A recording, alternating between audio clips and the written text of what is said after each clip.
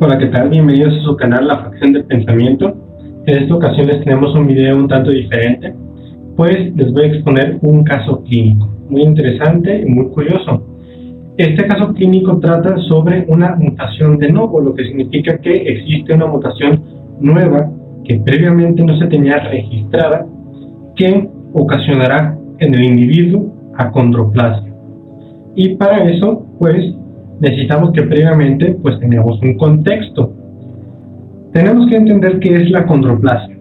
La acondroplasia es una patología de tipo genético, es una patología que presenta un tipo de herencia autosómico dominante y en la cual la persona que presenta la acondroplasia se caracteriza fenotípicamente porque presenta acortamiento notable de sus huesos largos, como lo puede ser el fémur, como puede ser también el húmero, y también presenta lordosis y otras características específicas que son conocidas comúnmente como personas de baja estatura, personas cortas de estatura o enanismo. Ahora bien, esto es la acondroplasia, pero ¿cuáles son los factores o el factor específico que detona el origen de la acondroplasia? Y vemos que específicamente pues su origen es de tipo genético por una herencia de tipo autosómica dominante, lo que implica que con la presencia de un solo alelo alterado o afectado o mutado, pues pudiéramos ocasionar la existencia de esta patología. ¿Cuál es el gen específico que se muta y que proporciona o propicia la aparición de acondroplasia? Este es el gen que codifica para el receptor del factor de crecimiento fibroblástico de tipo 3, que en otras palabras será la diana específica sobre el ligando o para el ligando denominado factor de crecimiento fibroblástico. Entonces, cuando se ve alterada esta situación, la función específica del factor de crecimiento fibroblástico pues se modificará de tal forma de que pudiera exacerbarse o disminuirse o hasta nulificarse. Para este caso, como se afecta precisamente el receptor del factor de crecimiento fibroblástico, pues entonces encontraríamos una disminución en la función del ligando.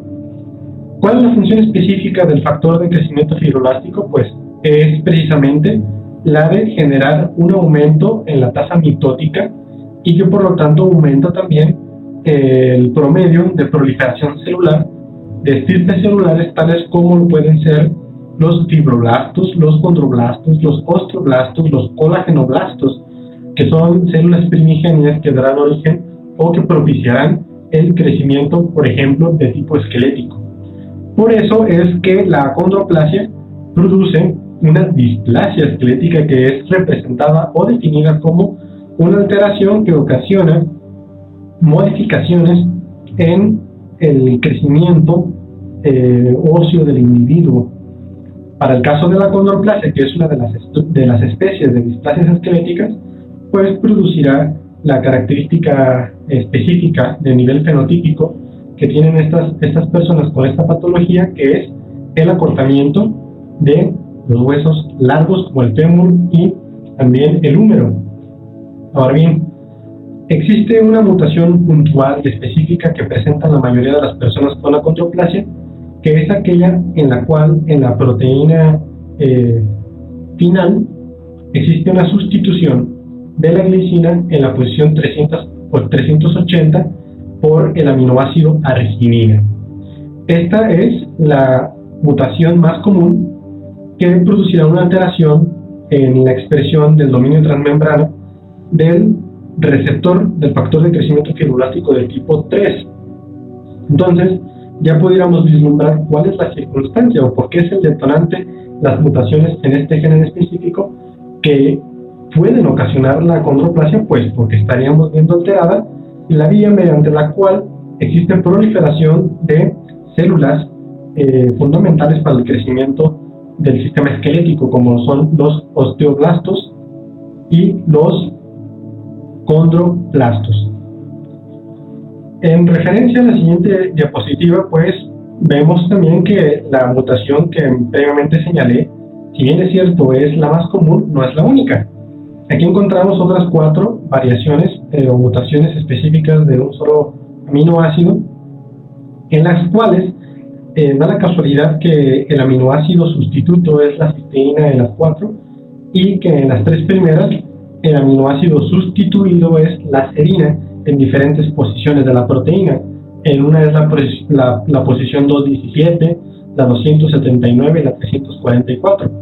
Y por último tenemos otro ejemplo claro de mutación específica y puntual que puede ocasionar acondroplasia, que es precisamente la que se sucede con la sustitución de la glicina en la posición 375 por una cisteína.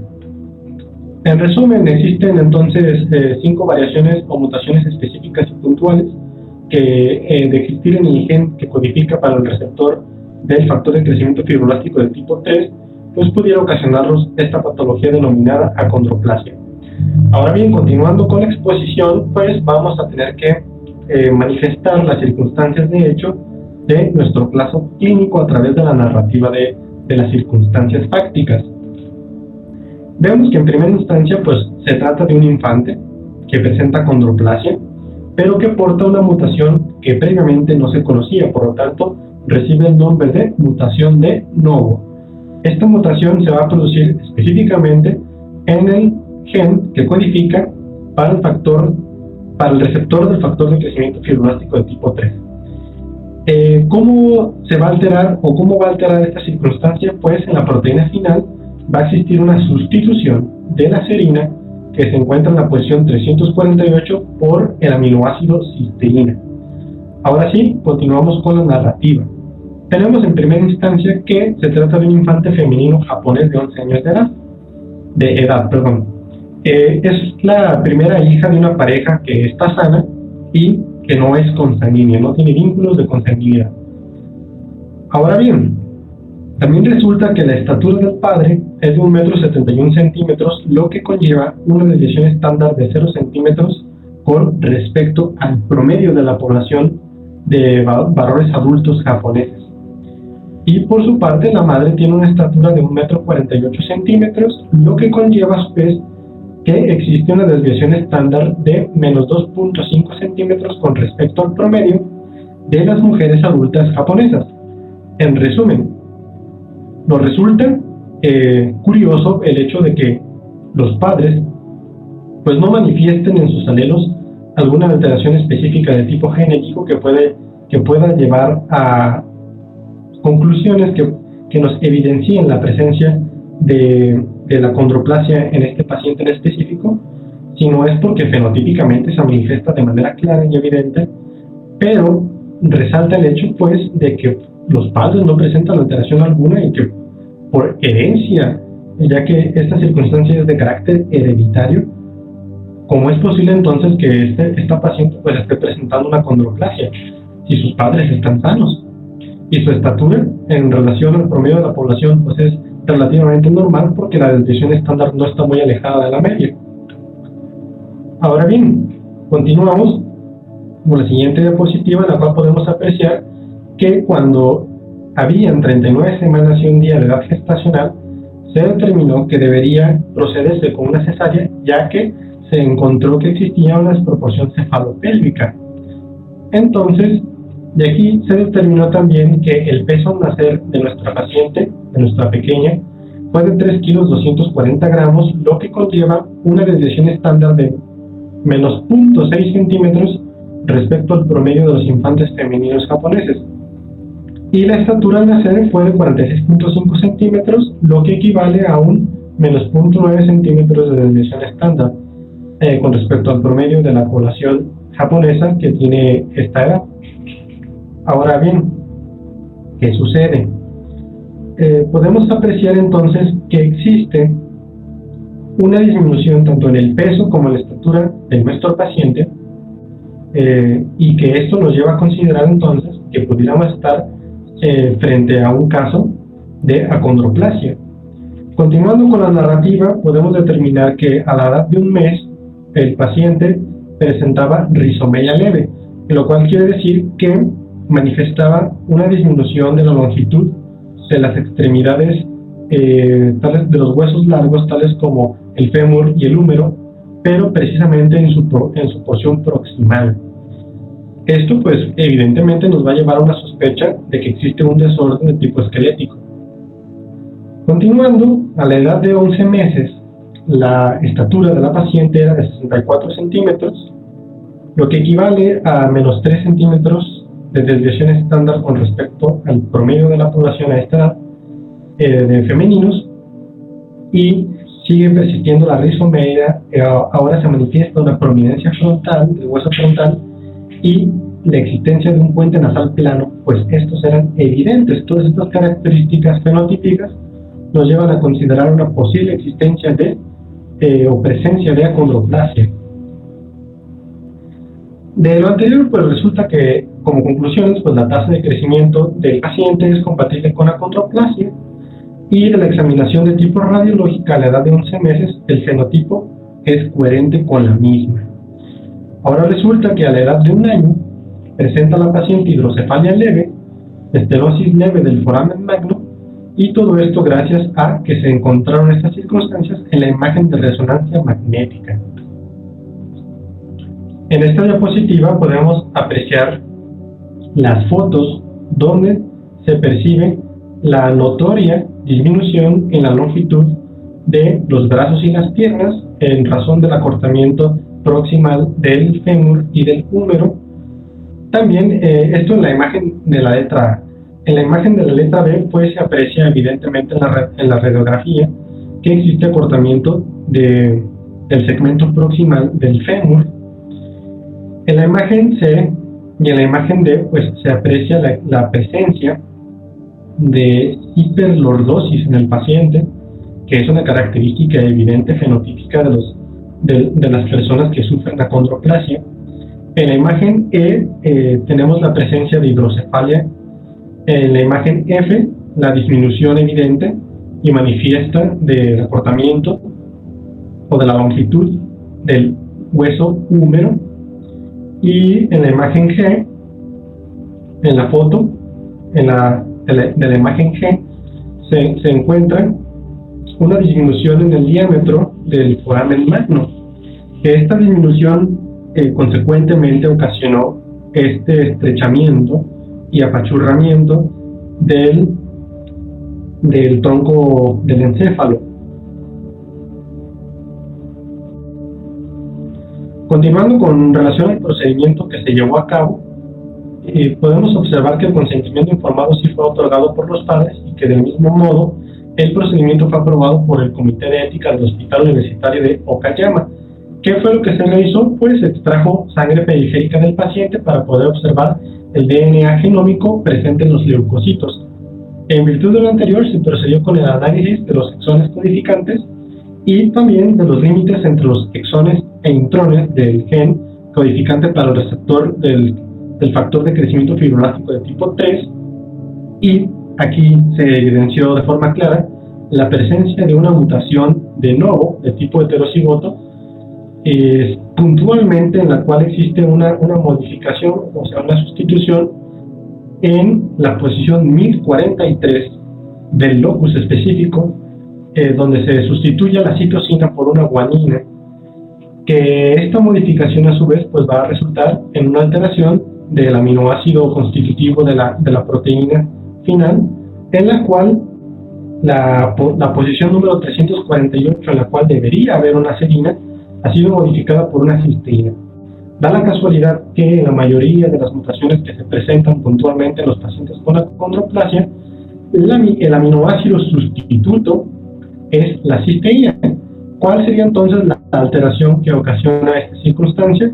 Pues se presume que los enlaces de tipo disulfuro se ven alterados, y esto ocasiona a su vez una conformación estructural tridimensional distinta de la proteína, sobre todo en su dominio transmembrano, lo que ocasiona una disfunción y disminución de la actividad del ligando, que vendría siendo el factor de crecimiento fibroelástico.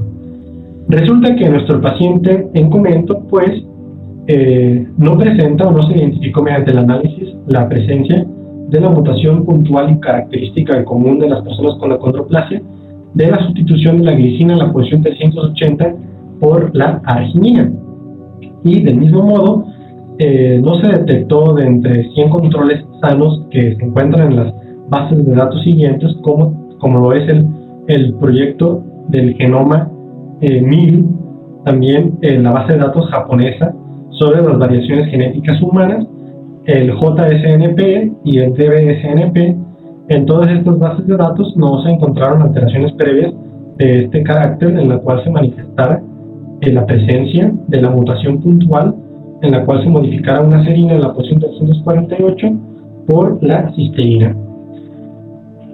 Continuando, en esta imagen podemos observar cómo se manifiesta de forma clara y evidente esta sustitución en la cual la serina fue sustituida por la cisteína, tal y como aparece en rojo, lo cual ocasiona una alteración a nivel del dominio transmembrana del receptor del factor de crecimiento fibroblástico y ocasionando, por lo tanto, una variación en la función específica de su ligando, en virtud de la alteración del receptor.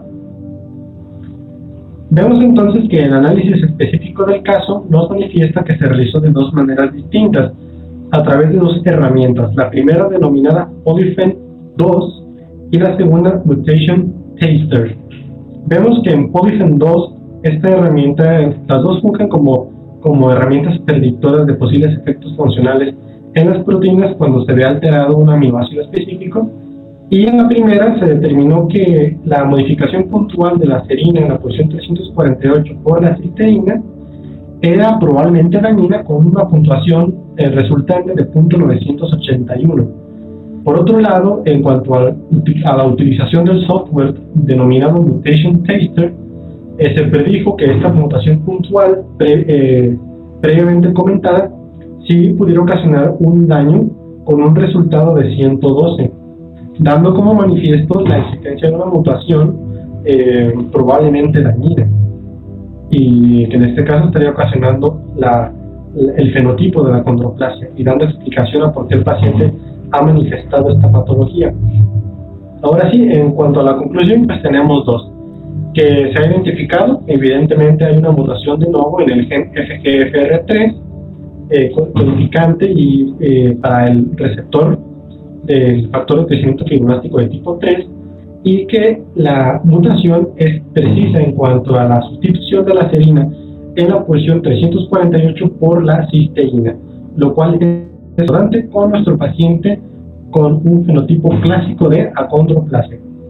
Por último, como segunda conclusión, pues manifestar que cuando los pacientes que fenotípicamente están manifestando un cuadro similar a la achondroplasia o que tienen todas las características específicas de los pacientes con achondroplasia, pero en los cuales no se ha identificado la mutación característica o más común, que es la de la sustitución de la glicina en la posición 380 por la arginina de la proteína funcional, entonces pues deberíamos proceder con un análisis exhaustivo y completo del gen codificante para el receptor del factor de crecimiento fibroblástico de tipo 3. Entonces esto resulta en una consideración diagnóstica que puede ser idónea para determinar posibles casos de achondroplasia en pacientes en los cuales fenotípicamente lo manifiesta, pero no se ha encontrado la mutación puntual y más característica o común. Y pues hasta aquí ha sido todo. Les dejo la bibliografía por si gustan consultar el caso de forma completa. Espero que lo hayan disfrutado. Cualquier duda que puedan llegar a tener al respecto del tema, pues déjennoslas saber en la cajita de comentarios. Y pues les deseo lo mejor y que estén muy bien. Hasta la próxima.